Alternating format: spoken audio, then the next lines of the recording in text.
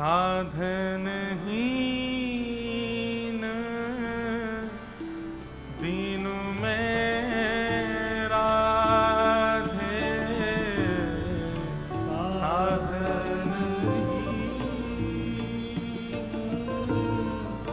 दीन में राधे। तुम करुणा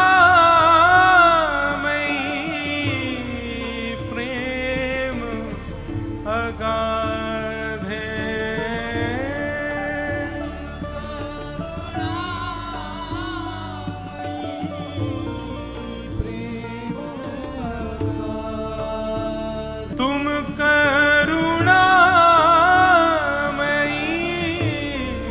प्रेम अगाधे,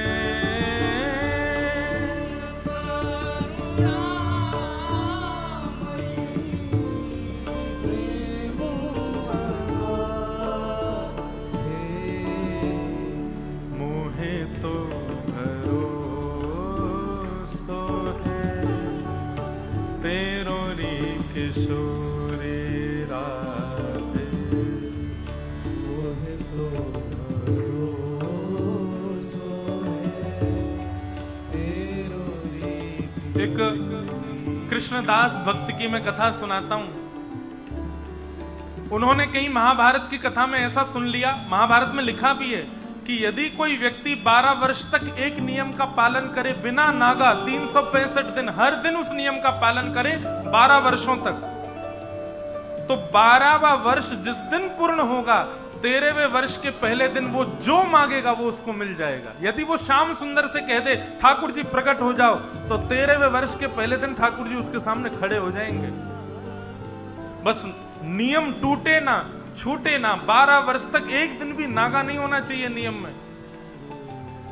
कृष्णदास ने जब ये बात सुन ली तो वो रोज उसने एक नियम बनाया कि उसने फूलों की बगिया बनाई और फूलों के बगीचे से रोज पुष्प तोड़ता, एक माला बनाता और अपने हाथों से जाकर के ठाकुर जी को पधराता।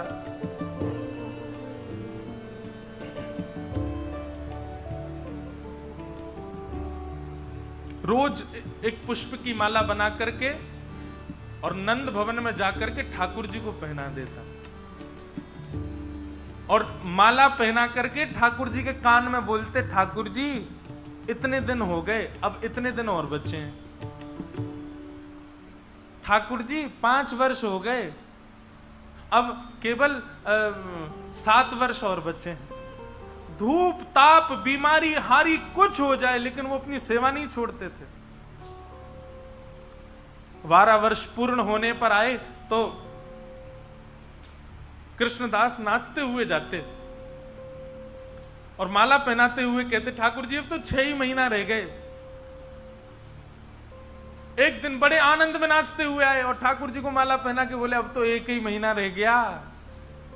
कामना क्या थी उनकी कि 12 वर्ष मैं माला पहना दूंगा, पर 13वें वर्ष का पहला दिन जब प्रारंभ होगा तो माला तो बनाऊंगा लेकिन पहनाने मैं नहीं आऊंगा, पहनने ठाकुर जी आएंगे मेरे पास।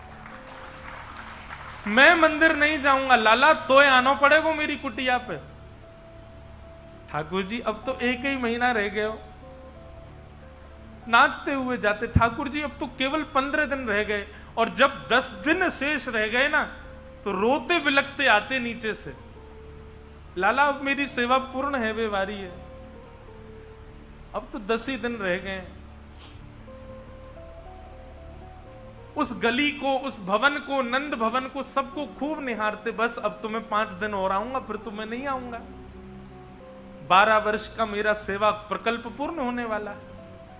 ठाकुर जी अब तो 3 ही दिन रह गए और जिस दिन अंतिम दिन था, लाल पड़ रहा है नेत्र, हाथ पांव कांप रहे हैं और ठाकुर जी के भवन में जाकर के बड़ी मुश्किल से माला पहना पाए और चरणों में गिर गए, रोने लगे, मेरी अब सेवा पूर्ण हो गई नाथ।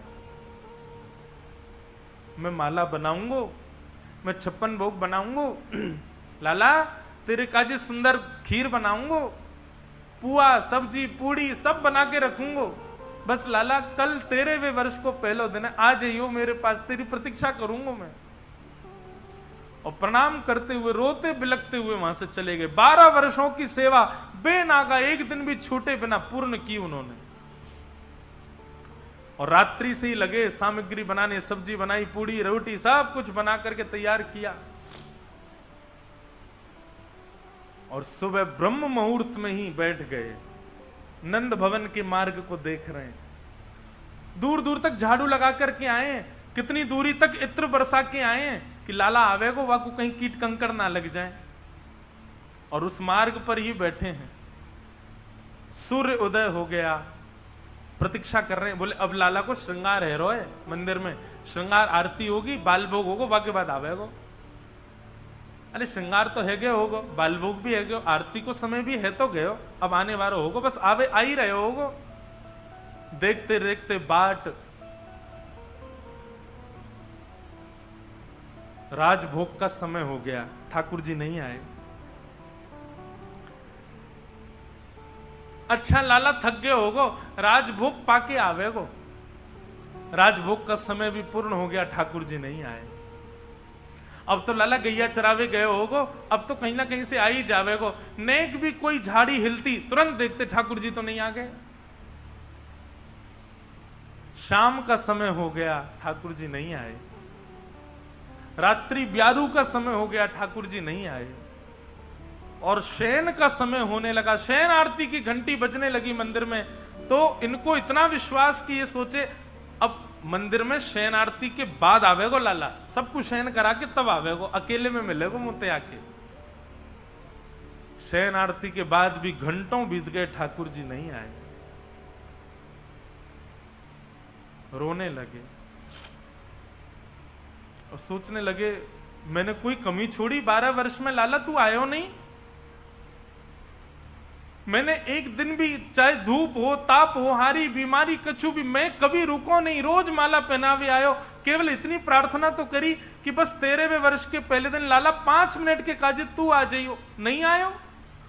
अरे 5 मिनट को यदि मेरे पास आ जाएगो, कोई त्रिलोकी चलो थोड़ी जाएगो, कोई प्रलय थोड़ी आ जाएगो, और ये नहीं आयो मेरे पास।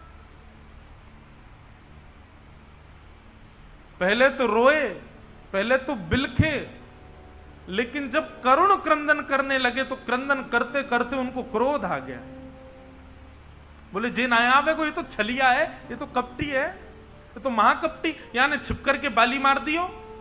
बेचारी ब्याह करवे आई, सुरपण का वाके नाक कान काट दिए। ये तो ऐसा ही है, या को स्वभाव बड़ो बेकार है, या के चक्कर में काई को फंस गयो मैं। और तुरंत महाराज उन्होंने सारे 56 भोग की सामग्री की पोटली बनाई और सब अपने घर में जो कुछ भी साथ सब तहस नहस कर दिया, अपनी कुटिया फोड़ दी, सब खपरेल वगैरह सब हटा दी। बोले अब रहनो ही ना है यहाँ पे, गलत आ गया हो या के चक्कर में। अरे मुझे तो पहले ही पता हो ये विश्वास को आदमी ना है, काई को या के चक्कर में 12 वर्ष मैंने बर्बाद कर दिए अपने। और ले करके अपनी जरूरी के सारे सामान, 56 भोग की डलिया और जो माला बना करके रखी थी उस माला को भी हाथ में लपेट लिया और निकल पड़े। बोले गलत आ गया हो या की शरण में, अब मैं जाऊंगा बरसाने, और अब बरसाने जाके श्री जी की शरण में रहूंगा, वही कृपा करेंगे मुंह पे, ये तो ना करेगा मुंह पे कृपा। नंदगांव से बरसाना की दूरी 6-7 किलोमीटर है, पास ही है।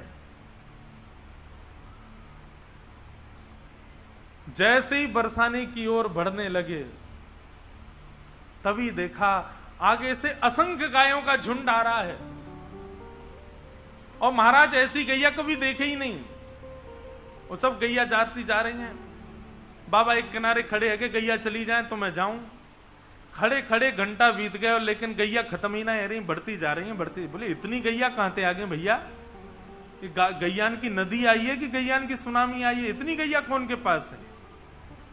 तभी साधारण सी एक धोती, ऊंची धोती और स्वाफा बगलबंदी, उर्धरी सी बगलबंदी पहने, अपनी कंधा पर ऐसे लठिया टांगे और दोनों हाथ ऐसे लटकाए हुए ग्वारिया आयो। ग्वारिया आकर के बोलो कहो बाबा कहां जा रहे हो। बाबा बोले भैया बरसाने जा रहा हूं।